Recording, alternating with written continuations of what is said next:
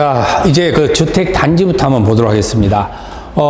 주택 단지라는 말은 이제 우리가 보통 단지 이렇게 이야기하잖아요. 그렇죠? 자, 보통 우리는 1단지, 2단지 이렇게 이야기를 합니다. 자, 1단지라 그러고 2단지. 근데 예를 들어서 1단지가 300세대고요. 2단지가 300세대라고 할 때요. 만약에 여기에가 관리사무소나 이런 걸 관리를 할 때 보게 되면은 600세대에서 600분의 1, n분의 1이죠. 그래서 300분의 1보다는 600분의 1이 훨씬 더 나을 거예요. 그러니까 굳이 단지를 나눌 필요가 없는 게 더 좋을 거라는 겁니다. 사는 사람들 입장에서는. 그렇죠? 자, 그런데 어쩔 수 없이 요 단지를 나눌 수밖에 없는 경우가 있더라는 겁니다. 그게 바로 이제 주택 단지의 문제점이다라고 보시면 되겠죠. 자, 그러면 이 주택 단지와 관련되어 있는 것은 대부분 어떻게 구성이 될 수밖에 없느냐 봤더니, 일단은 이 단지와 관련된 것에 여기를 건너갈 수 없다면 그럼 관리가 어렵죠. 그러니까 관리가 어려우니까 당연히 이럴 경우에는 단지를 구분할 수밖에 없어요.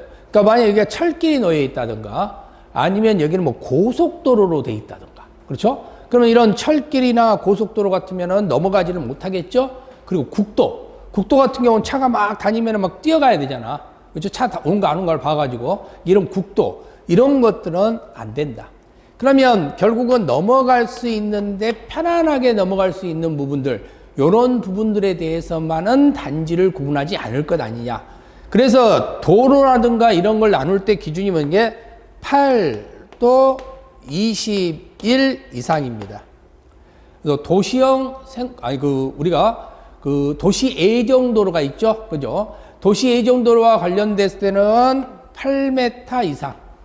일반 도로인 경우에는 20m 이상. 이렇게 오는 거예요. 그래서 8도 21 이상이면 이때는 어떻게 한다? 단지를 나누라. 이렇게 나눠 있죠. 자, 그러면 이 단지를 나눌 때 8도 21 이상, 446페이지 나와 있죠? 8도 21 이상. 요거 여러분들이 주의를 하시면 되겠죠. 그러면 이 단지는 어떻게 구분되어 있느냐?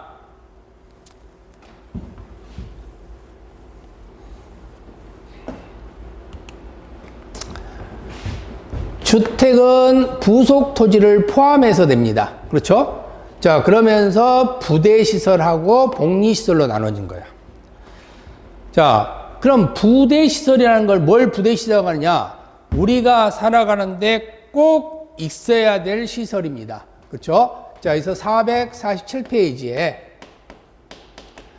이때는 부대시설 이렇게 나누는 거예요. 그렇죠? 그래서 부대시설은 우리가 살아가는데 꼭 있어야 될 시설들. 그러니까 우리 아파트에 꼭 있어야 할 시설들, 뭐 주차장이라든가 관리사무소라든가 주택 안의 도로라든가 이런 것을 우리는 부대시설이라고 그래요. 그래서 아파트 안에 꼭 있어야 될 시설, 이런 시설을 부대시설 이렇게 이야기한다라고 보시면 됩니다. 자, 복리시설 역시 447페이지에 나와 있는 거죠. 자, 복리시설이라는 것 자체에 대해서는 어린이 놀이터. 그러니까 여기는 아파트에 없어도 되지만 있으면 편리한 시설이에요. 그러니까 우리 아파트는 없을 수 있어요. 다른 아파트에는 있을 수 있습니다. 그래서 있으면 편리한 시설들을 말하는 겁니다. 자, 그래서 어린이 놀이터나 유치원, 경로당 형태에 있습니다. 자, 그래서 어린이 놀이터, 유치원, 그리고 경로당. 자, 그래서 어린이 놀이터나 유치원, 경로당. 자, 이런 경우에 대해서를 우리는 부대시설이라고, 복리시설이라고 이야기를 합니다.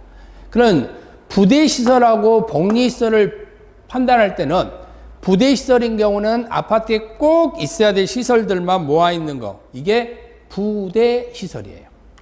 그죠? 부대시설. 그래서 부대시설과 관련돼서 뭐 조경시설 같은 경우, 건축 설비 같은 경우, 이런 건 전부 다 뭐에 해당된다는 거예요? 부대시설. 그렇죠? 그래서 조경시설이라든가 그리고 건축설비라든가 이런 것도 다 부대시설에 해당된다라고 보시면 돼요. 자, 복리시설이라는 것은 있으면 편리한 시설들입니다. 그죠? 그러니까 꼭 있을 필요는 없어요. 그러나 있으면 편리한 시설들, 이런 것들을 모아놓은 게 복리시설, 이렇게 보시면 됩니다. 그래서 여러분들이 복리시설과 관련된 거, 부대시설과 관련된 거 나중에 읽어보시면은, 아, 이건 당연히 복리야, 당연히 부대야, 라고 판단이 금방 될 수가 있다는 거죠. 자, 방범설비는 복리시설에 해당한다 그랬는데, 자, 방범설비 CCTV 생각하시면 됩니다. 자, CCTV가 예전 같으면은 복리시설이었겠죠. 그러나 지금은 어때요? 반드시 있어야 될 시설이잖아요. 그래서 방범설비는 반드시 있어야 될 시설이고, 반드시 있어야 되니까 부대시설에 들어가게 되는 겁니다.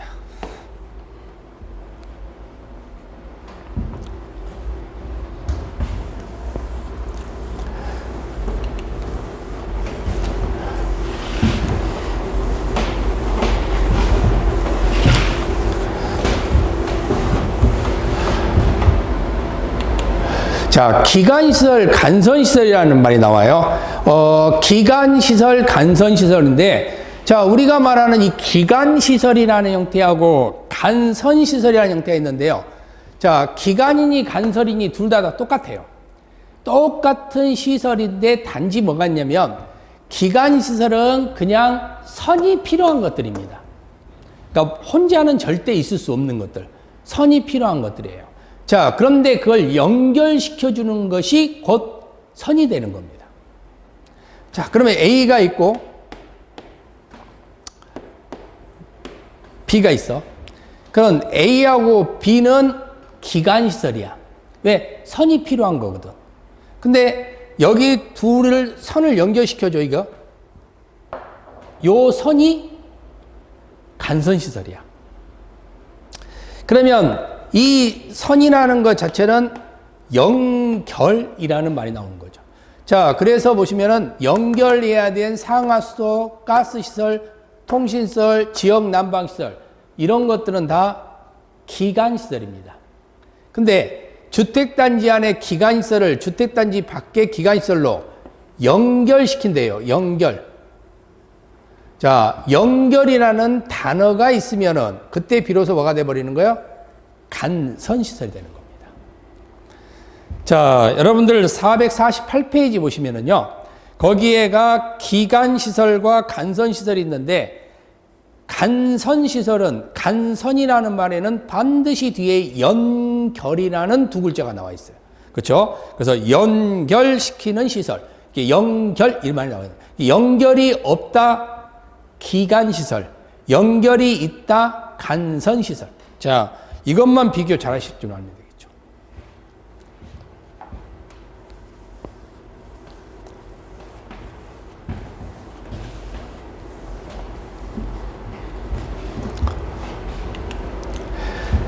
간선시설 나와 있어요. 간선. 자, 보세요. 간선시설이 나와 있잖아. 간선이라는 말이 나오면은 뭐라는 말이 나와야 된다고? 요거. 연결이란 말이 나와야 된다고. 자, 그럼 쭉 읽어보면서 연결이라는 말이 있어요, 없어요? 연결이란 말이 없어요. 그렇죠? 그러면 여기는 간선시설 말이라는 쓸 수가 없습니다. 간시설이란 말을 써야 된다고.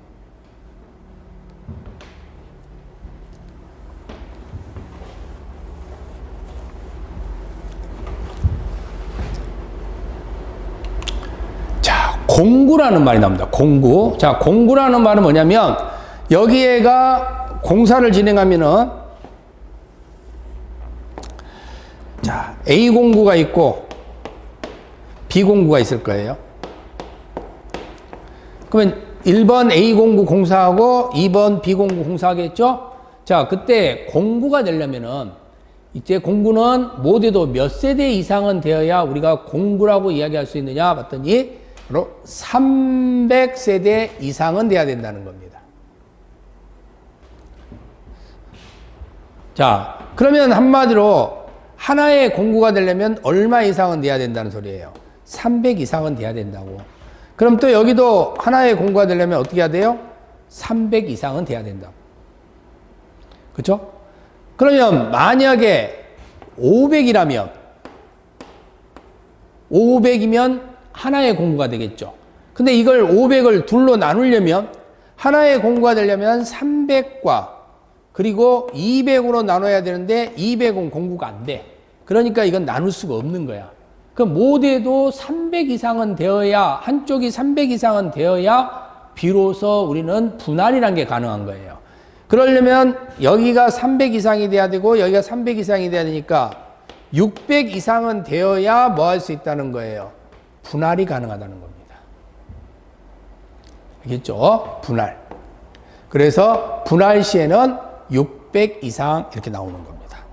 그러니까 보통은 300 이상이 되는데 분할이 됐을 때 비로소 우리는 600 이상 이렇게 나오는 거예요.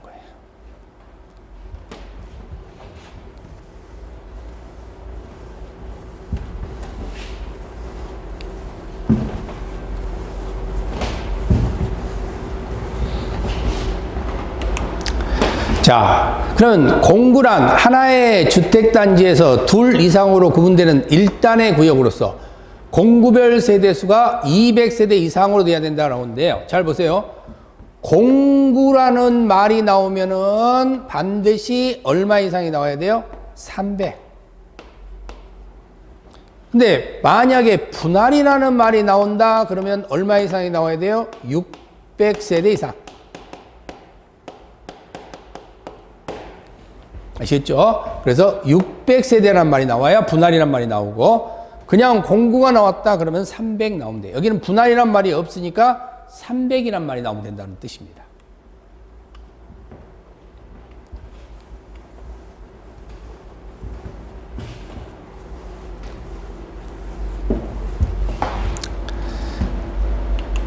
자, 그 다음에 리모델링이란 말이 있어요. 리모델링. 리모델링이라는 말은 한마디로 뭐 한다는 거예요? 고친다는 거예요. 그렇죠? 그 원래 있었던 것을 어떤 변화를 주면서 고치는 건데 고치는 방식은 크게 두 가지 방식에 의해서 이루어질 수 있을 겁니다. 자, 그래서 리모델링은 노후화된 주택을 고치거나 고치는 것을 대수선, 좀 높이거나 넓히는 거, 증축. 그렇죠? 자, 그래서 리모델링이라는 것은 대수선과 증축 이 두 가지를 쓰는 겁니다. 자, 근데 여기서 우리가 알 수 있는 게 하나 있어요. 자, 대수선은 있는 걸 그대로 고치는 거에 불과하는데 증축은 건물이 있으면 그 위에다 뭔가를 쌓아 올려야 돼. 근데 아래가 단단하지 않으면은 위에 쌓아 올리면 어떻게 되겠어요? 무너져 버리는 거예요. 그러면 이 두 개의 경우 중에서 안전진단이 필요한 경우가 있을 겁니다. 그렇죠? 안전진단을 해보고 나서 할 건지 말 건지를 결정하는 경우. 대수선일까요? 증축일까요? 그렇죠.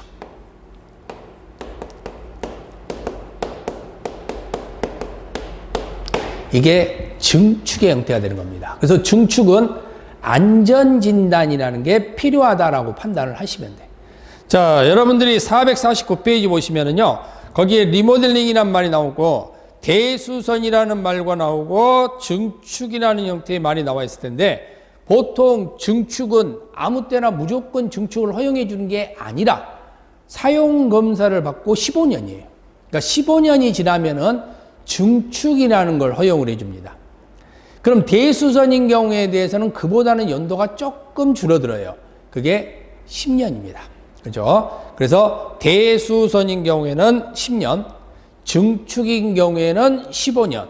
사용검사를 받고 10년 지나면 대수선할 수 있고요. 사용검사를 받고 15년 지나면 증축이 가능한 겁니다.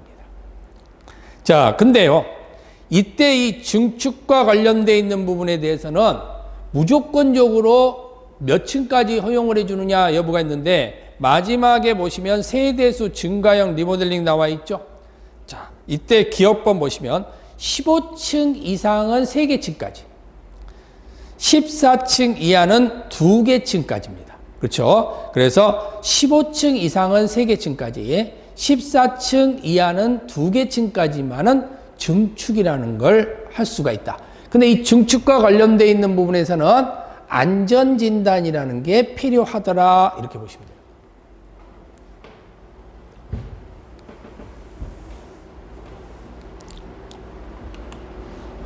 자, 수직 증축형 리모델링 대상이 되는 기존 건축물의 층수가 15층 이상이에요. 그렇죠? 15층 이상과 14층 이하로 나눈다 했죠? 그래서 15층 이상은 몇 개 층까지 가능하고 3개 층까지. 그렇죠? 15층 이상은 3개 층까지 증축할 수 있습니다. 그리고 15층 아닌 14층 이하는 몇 개 층까지? 2개 층까지. 자, 그러면 보세요. 여기는 몇 년 있다 할 수 있다 있어요? 10년 있다 할 수 있어요. 여기는 몇 년 있다 할 수 있다 있어요? 15년 있다 할 수 있어. 근데 15년 있다 할 수 있는데 최대 몇 층까지 할 수 있느냐? 3층까지 할 수 있어. 그렇죠? 그리고 2층까지 할 수 있어요. 자, 그러면 여기에 3층까지 할 수 있고 2층까지 할 수 있는데 그 기준이 뭐냐? 요 15야, 15. 그래서 15층 기준이에요, 15층. 그죠? 15층. 그래서 15층 이상과 14층 이하. 그러니까 먼저 요걸만 기억하고 있으면 돼. 15년. 그러니까 15년인데 최대 3층. 알겠죠? 그게 15층. 그래서 15수 뭐야? 15, 15.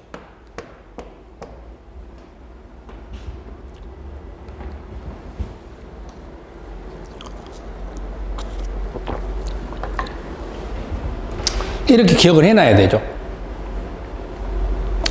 지금 이거라는 게 아니라 그랬잖아요. 지금은 이런 식으로 해서 뭔가 만들어져 가고 있구나라는 것만 여러분들이 인식하시면 된다 그랬잖아. 그렇죠? 이걸 꼭 지금 막 외우고 뭐 하고 다 할 수 있는 게 아니에요. 지금 이거 외워놨다가 나중에 10월달에 잊어먹으면 아무 소용 없다 그랬죠.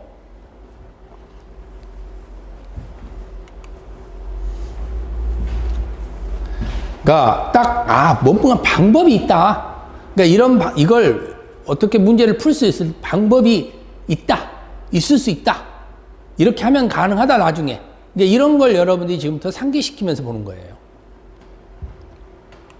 자, 사업 주체가 나와 있습니다. 우리가 이제 사업을 해야 되는 거죠. 왜?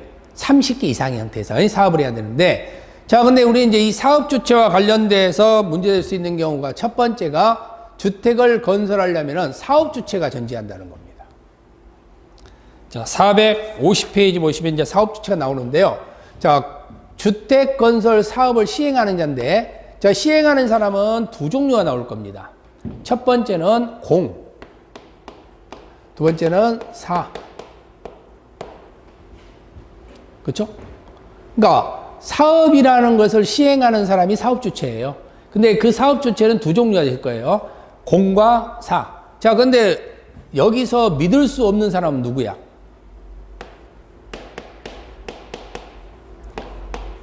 얘가 믿을 수 없지. 그러면 얘는 믿을 수 없으니까 무조건적으로 사업 주체로서 인정해 주면 안 될 거 아니에요. 자, 그래서 우리는 아무나 무조건 인정해 줄 수는 없으니까 뭘 기준으로 하냐? 등록을 하라고 합니다.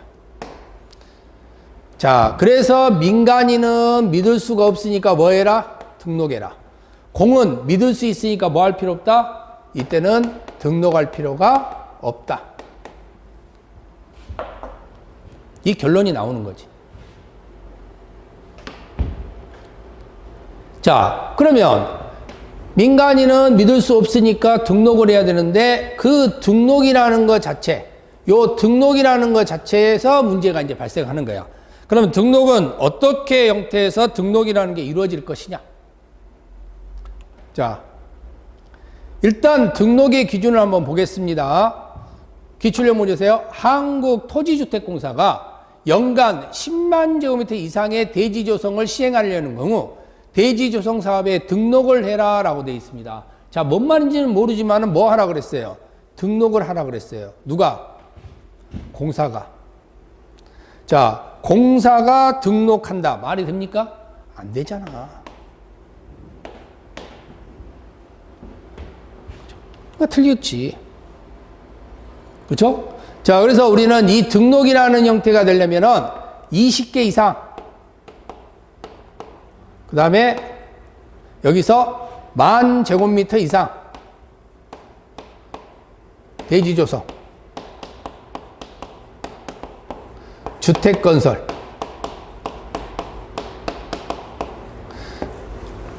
근데 이게 뭐냐? 연간이에요, 연간. 그러니까 1년 동안 20개 이상을 만든 사람, 대지조성을 10,000제곱미터 이상 한 사람, 이 사람은 등록하라는 거예요. 그래야 등록을 해놔야 이 사람들을 믿고 우리가 사업 주체를 맡길 수 있다는 겁니다. 자, 근데 20개 이상이잖아요. 광주에다가 5개, 강원도에다가 5개, 충청도에다가 남도에다 5개, 경기도에다가 5개, 다 5개씩 있어.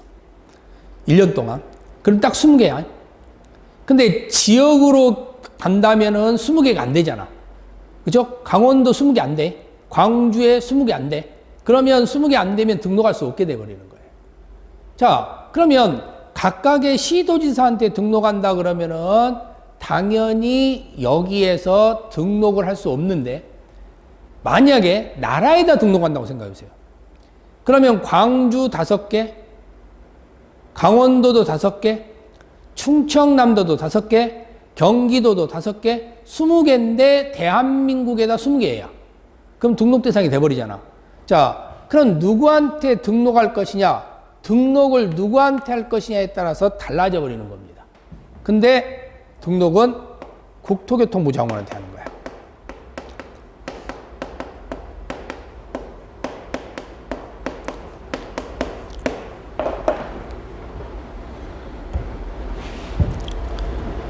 그럼 국가에다 등록하는 거예요.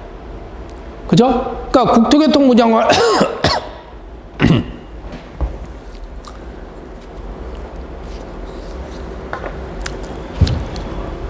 자, 국토교통부 장관한테 등록을 해버리니까 당연히 이런 경우에는 시도유산 등록하는 게 아니잖아. 그쵸? 그러니까 연간 대한민국 어디다가 만들던 간에 20개 이상 만들면은 등록을 할 수가 있게 되는 겁니다. 이해되셨죠? 그래서 대한민국 어디에다든지 20개 이상 만들면, 그죠? 어디에다 합쳐서 20개가 되면, 대한민국 어디에다 만들든 20개 이상이 되면 이때는 등록 대상이 되더라. 왜? 누구한테 등록하니까? 국토교통부 장관 등록하니까.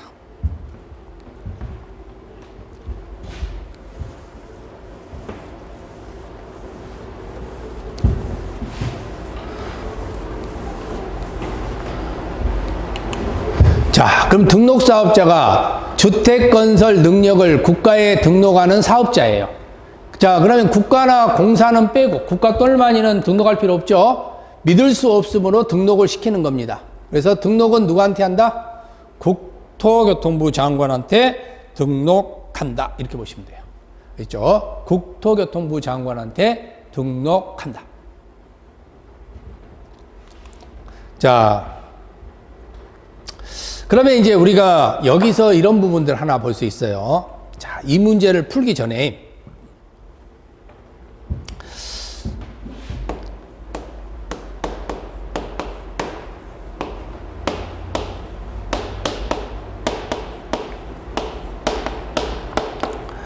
자, 국가 똘마니는 비등록 사업자죠. 그러면은 애들은 그냥 하면 돼요. 그러니까 이 비등록 사업자인 국가 똘마니인 경우에는 자기가 사업을 하면 되니까 문제될 게 없는데, 근데 문제는 뭐냐? 민간인이 있습니다. 자, 민간인이 비등록한 경우가 있어요. 그럼 민간인이 비등록 사업자면은 당연히 뭔가 할 수 없지. 그러면 이 민간인 경우에는 누구와 할 수 있겠느냐? 등록 사업자와. 자, 그러면 얘네들은 자기가 하면 되니까 필요가 없고, 비등록된 민간인이 있는 경우에는 등록 사업자와 함께 하면은, 자, 내가 운전면허증은 없는데 차는 있어. 그러면 운전기사를 고용하면 되는 거 아니에요. 그쵸? 근데 국가 똘마니는 운전면허가 없어도 운전할 수 있어. 믿을 수 있으니까. 그러니까 걔네들은 굳이 자기가 운전하면 돼.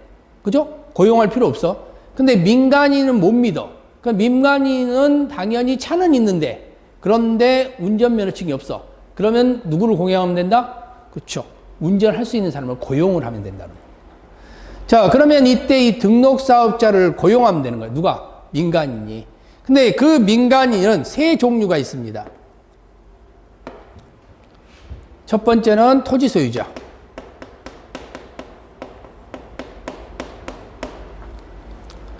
그죠? 그러면 토지 소유자하고 등록사업자하고 같이 할 수 있다는 거예요. 두 번째는 주택조합. 주택조합하고 등록사업자하고 같이 할 수 있다는 겁니다. 자, 세 번째는 고용주. 그죠? 고용자. 고용자하고 등록사업자하고 같이 할 수 있다는 거예요. 자, 근데 중요한 건 토지 소유자는 자기 집 만들려고 모인 집단이죠. 그러니까 자기 집 만들려고 모인 집단이 자기가 능력이 없으니까 등록사업자한테 맡겨. 근데 만약에 토지 소유자 자기가 능력이 있으면 자기 집을 만든다 그러면 더 좋게 만들겠어요? 더 안 좋게 만들겠어요? 더 좋게 만들지. 자, 주택조합이 있어요. 주택조합도 집 없는 사람들의 모임이에요. 그러면 집 없는 사람들의 모임인데, 그러면 이 주택조합인 경우에도 당연히 집 없는 사람들이 자기가 능력이 없어. 그러면 집을 지을 수 있는 능력 있는 사람한테 맡깁니다. 근데 주택조합 자체가 능력이 있다. 집을 지을 수 있는 능력이 있더라.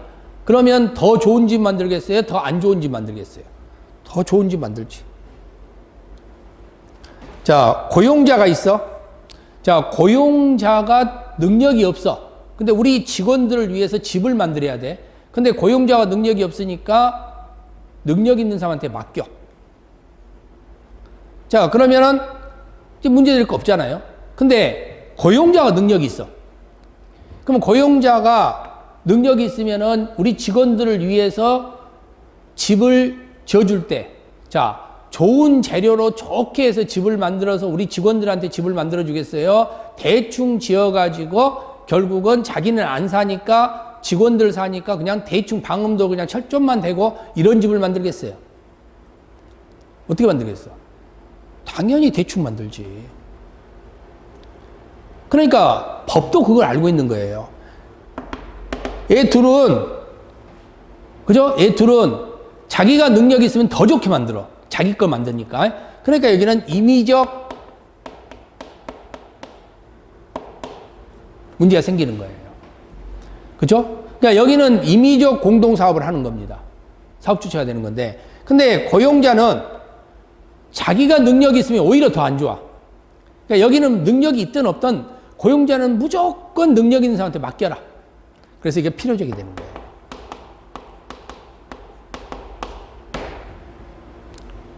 자, 451페이지 보세요. 자, 공동사업 주체 나와 있죠? 임의적 공동, 의무적 공동. 그때 의무적 공동은 고용자입니다. 고용자는 근로자의 주택을 건설한 경우에는 등록사업자와 공동으로 사업을 시행하여야 한다. 자, 임의적 공동은 토지 소유자와 주택조합이에요. 그럼 토지 소유자 주택조합인 경우에는 등록사업자와 공동으로 사업을 시행할 수 있다. 그러니까 능력이 있으면 너희들이 하고 능력이 없으면은 공동사업 주체로 시행해라 이겁니다.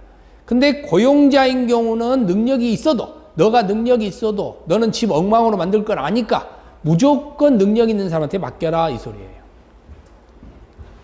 자, 그러면 이 문장이 나오죠. 고용자가 그 근로자의 주택을 건설하는 경우 등록사업자와 공동으로 사업을 시행할 수 있다가 아니죠. 시행하여야 한다. 필요적이 되는 겁니다. 아시겠죠? 시행하여야 한다. 이런 문장을 찾아내야 된다는 거예요.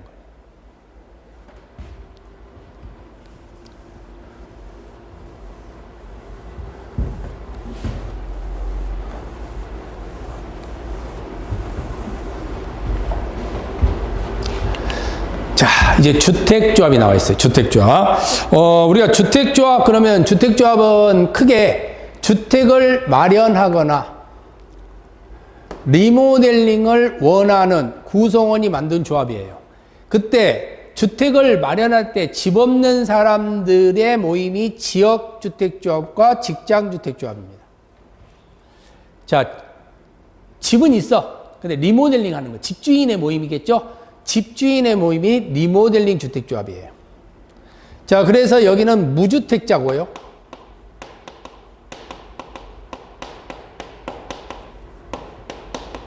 여기는 유주택자 모임이에요. 여기 집주인 모임이라고 할게요, 그냥.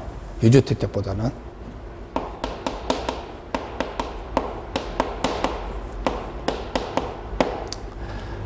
그래서 지역주택조합, 직장주택조합, 그리고 리모델링 주택조합 이렇게 3단계로 구분을 한다라고 생각을 하시면 됩니다. 있죠? 자, 그래서 지역이나 직장은 무주택자. 자, 무주택자라는 것 자체는 집 없는 사람이 모인데요. 자, 그런데 여기서 또 하나 문제가 있습니다. 우리가 국민주택이 있었죠. 국민주택은 85제곱미터 이하의 주택을 말하잖아요.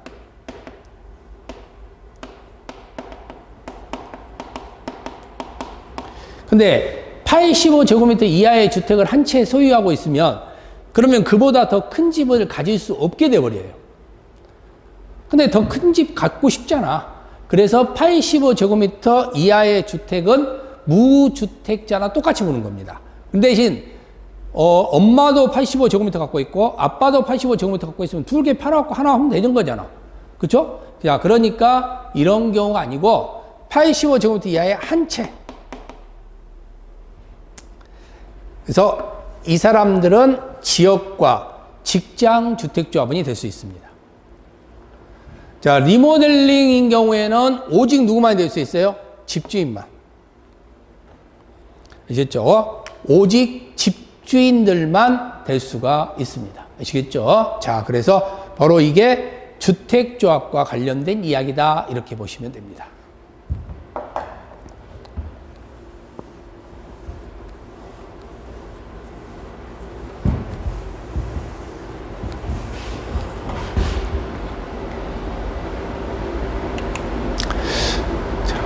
여기서 이제 그 주택조합에서 454페이지 한번 잠깐 보겠습니다.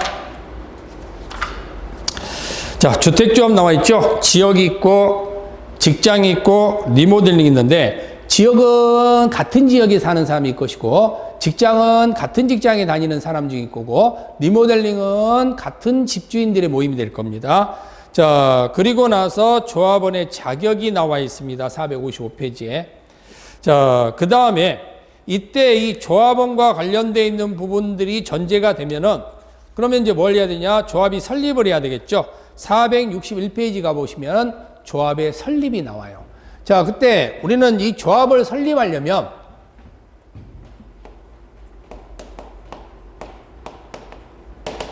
자, 이때는 뭘 해야 되냐? 인가를 받아야 됩니다. 그렇죠? 인가. 자, 그런데 예외가 있어요. 직장에서만 나와요, 직장. 그죠? 직장. 직장인 경우에는 대부분 신입사원들도 있잖아. 그러니까 신입사원들은 내 생애 최초의 주택을 갖고 싶겠죠.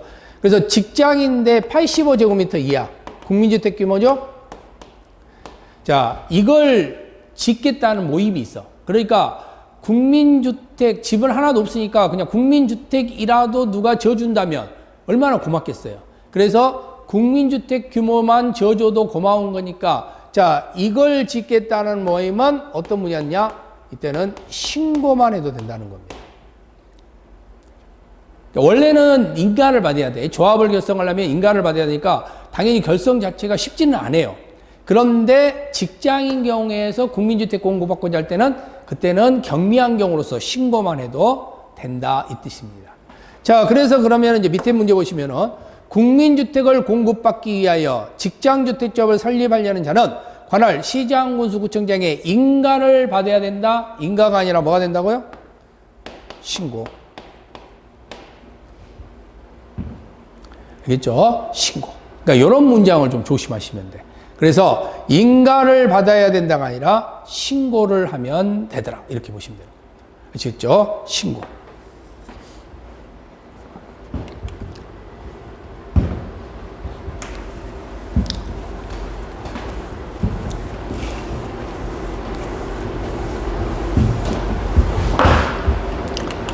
자, 이제 주택을 건설합니다. 자, 주택 건설 나왔는데요. 주택 건설과 관련돼서 보면 우리는 일단은 30개 이상을 만들어야 사업계획 승인이 되는 거예요.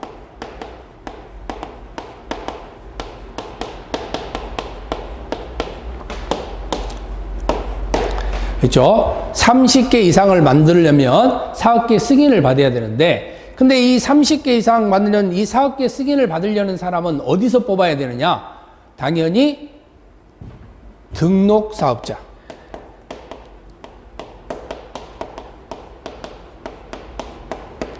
자, 국가 똘마니면 뭐 그냥 당연히 하는 거니까 그건 신경 쓸 거 없고, 등록 사업자 중에서 사업계 승인을 뽑는다. 그러면 등록 사업자는 몇 개 이상이어야 돼요? 어떻게? 연간. 그러니까 연간 20개 이상 만들었던 등록 사업자 중에서, 야, 혹시 여기에 이 사람들 중에서 등록 사업자들 모아놓고, 자, 혹시 이 중에 30개 이상 만들어 보고 싶은 사람 있어? 하고 물어보면은, 저요 손 들겠죠? 손 들면은 사업계 승인. 그래, 너 해. 콕 찍어주는 거죠? 이게 사업계 승인이에요. 너 해. 아시겠죠? 너 해. 그러니까 이 사업계획 승인이라는 것은 못 믿어서 하는 게 아니고 그냥 콕 찍어주는 겁니다. 너가 해, 그럼. 그럼 한국토지주택공사도 찍힘을 당할 수도 있는 거고, 국가도 찍힘을 당할 수 있는 거고, 민간 사업자도 찍힘을 당할 수 있는 거죠. 그러니까 어쨌든 간에 너 해라고 이렇게 찍어주면 그 찍어준 거에 의해서 내가 사업계획 승인을 받았다, 이렇게 볼 수 있는 거예요. 자, 그래서 먼저 일단 등록사업자 나오고, 그리고 사업계획 승인 나오고, 그래서 등록사업자는 20개, 그리고 사업계획 승인은 30개, 이렇게 나오는 거예요. 자, 이때 채비지라는 말이 나와요. 채비지. 그죠? 채비지. 자, 볼까요? 488페이지.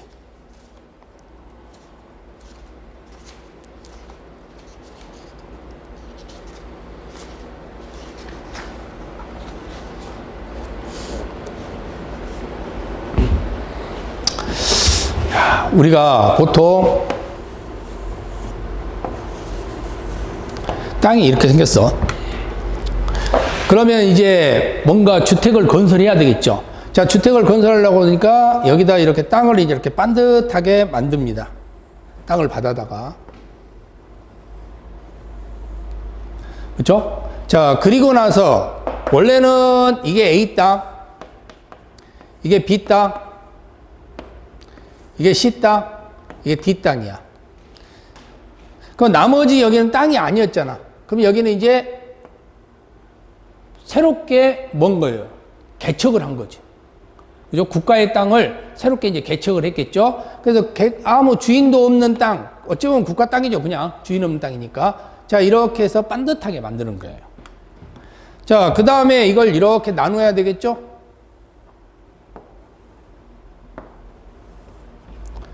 자, 여기는 그대로 A한테 줍니다. 여기 B한테 줍니다. 여기 C한테 줍니다. 여기 D한테 줍니다. 그래 놓고 났더니 여기하고 여기 두 개 땅이 남아돌아요. 그러면 이 땅, 여기는 주인이 없는 땅이죠. 여기는 다 돌려줬잖아. 환지를 할 땅이잖아. 환지. 돌려준 땅인데 여기는 돌려줄 필요 없는 땅이에요. 주인이 없으니까. 왜? 여기 옆에 있는 땅을 갖다가 개척을 해갖고 만든 땅이니까 내 땅이 돼버려. 사업자 땅. 그러면 여기를 뭐라 그러냐면 채비지라 그러는 거예요. 일단 보류지라 그래요. 보류지.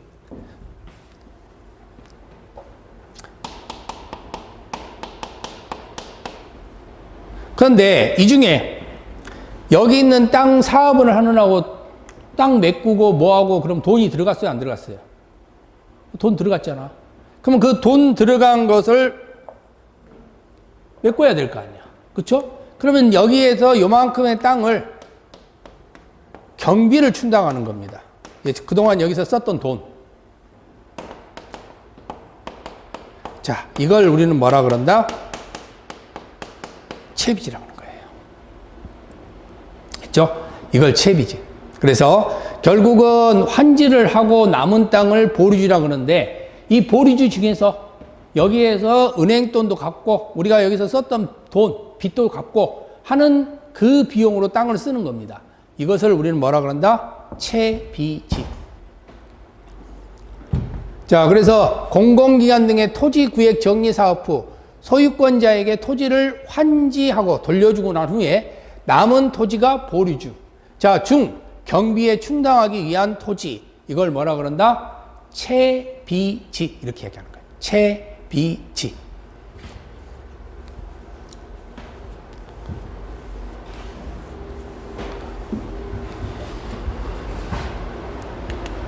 자, 그 다음에 환매라는 말이 있어요. 환매.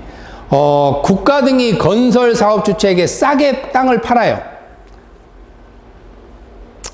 대부분 이제 싸게 땅을 준다는 소리는 뭐냐면, 어쨌든 간에 착한 일 하겠다는 사람이야. 착한 일 하겠다는 사람은 우리가 두 종류로 보시면 돼. 첫 번째 형태로 볼 수 있는 경우가 바로 임대주택 짓겠다는 사람. 자, 두 번째는 국민주택 짓겠다는 사람이에요. 그럼 이렇게 임대주택 짓겠다는 사람이나 국민주택 짓겠다는 사람, 이런 착한 사람들이 내가 착한 일 하겠습니다 라고 해가지고 땅을 갖다가 좀 싸게 주세요 라고 이야기를 한단 말이야. 그럼 싸게 줘. 근데 얘네들이 사업을 안 해.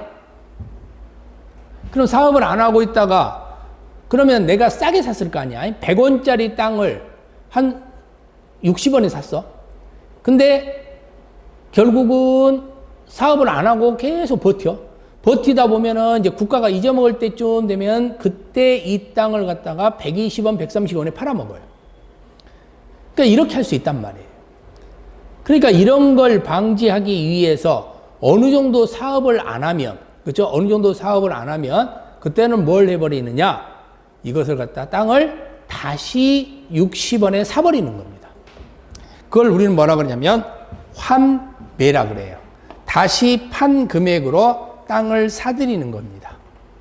그렇죠? 그래서 이걸 환매 이렇게 얘기하는 겁니다. 그렇죠? 이것을 그래서 환매. 그래서 환매라는 것은 다시 사버리는 걸 말한다. 그래서 487페이지 보시면은 바로 제일 아래 보시면은 거기 문장에 위반해 가지고 나와 있는 문구 있죠?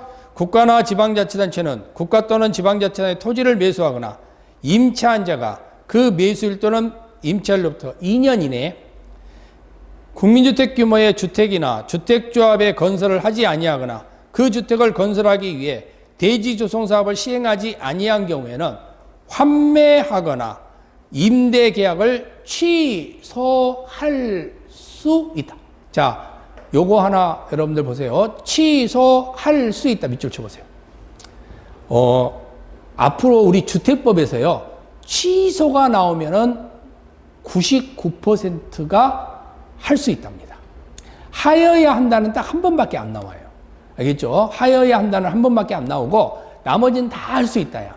그러니까, 나와야 될 때가 아닌 곳에서 하여야 한다 나오면 무조건 X가 되는 겁니다. 아시겠죠? 취소 나왔다? 그럼 무조건 할 수 있다예요. 하여야 한다는 딱 한 개밖에 없습니다. 그건 나중에 이제 공부하면 되겠고, 어쨌든 99%가 할 수 있다. 그것만 알아두시기 바랍니다. 취소는 99%가 할 수 있다.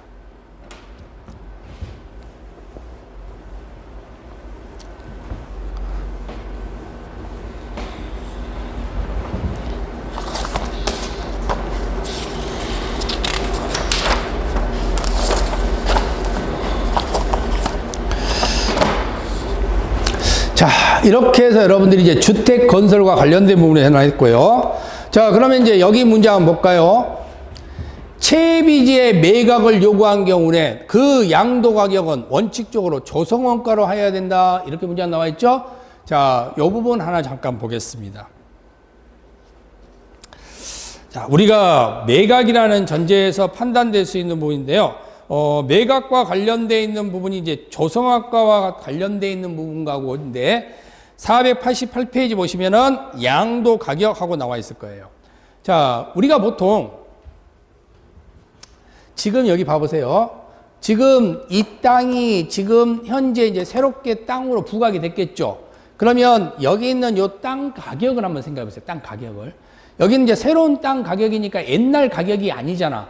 그러면 이 땅 가격은 땅 가격이 정해져야 되는데, 그럼 이 땅 가격은 어떻게 정해야 되느냐? 이때는 감정평가업자들한테 감정 가격을 맡겨야 되겠죠. 새로 땅이 만든 거니까. 그러면 여기는 감정 가격이 정해지는 거예요. 그래서 땅만 있으면은 감정 가격이 문제가 생기는데, 만약 여기에 뭐 건물이 하나 있다든가 그러면은 그때는 그 건물을 이룰성자 만들었잖아. 그때는 그 건물을 만든 가격까지 문제가 되는 거니까 조성 원가가 되는 겁니다. 자, 그러면 쉽게 말해서요, 조성 원가라는 말이 나왔다는 소리는 건물이 존재한다.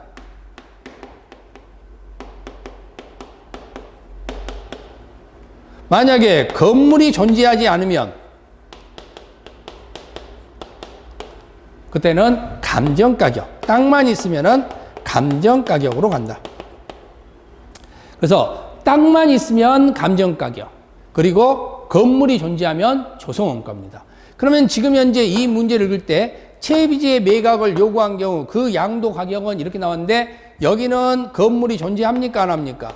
건물이 존재하지 않죠? 채비지. 그러면 당연히 여기에 대해서는 조성원가가 아니라 뭘로 가야 되겠어요? 여기는 감정가격 이렇게 가야 된다고. 자, 이것도 뭐 쉬운 내용은 아니에요. 나중에 이제 하다 보면은 여기 감정가격 나오네, 이건 조성원가 나오네, 이렇게 나오는 거예요. 그래서 거기 문장 보시면은 채비지의 양도가격은 감정가격으로 기준을 갑니다. 자, 다만 주거 전용 면적 85제곱미터 이하의 임대주택을 건설하거나, 자, 여기는 뭐가 지금 만들어졌어요? 건물이 존재하죠? 그럼 무슨 가격으로 바뀐다고? 조성원가. 아시겠죠? 그러니까 건축물이 존재하면 조성원가가 되고, 건축물이 존재하지 않으면 감정가격이 된다. 자, 이렇게 해서 구분을 할 줄 아시면 되겠죠. 자, 여기까지 해서 이제 주택 건설과 관련된 내용을 확인해 봤고요. 잠시 쉬었다가 이제 마지막 주택 공급 부분 가지고 공부를 하도록 하겠습니다. 잠깐 쉬었다 보겠습니다.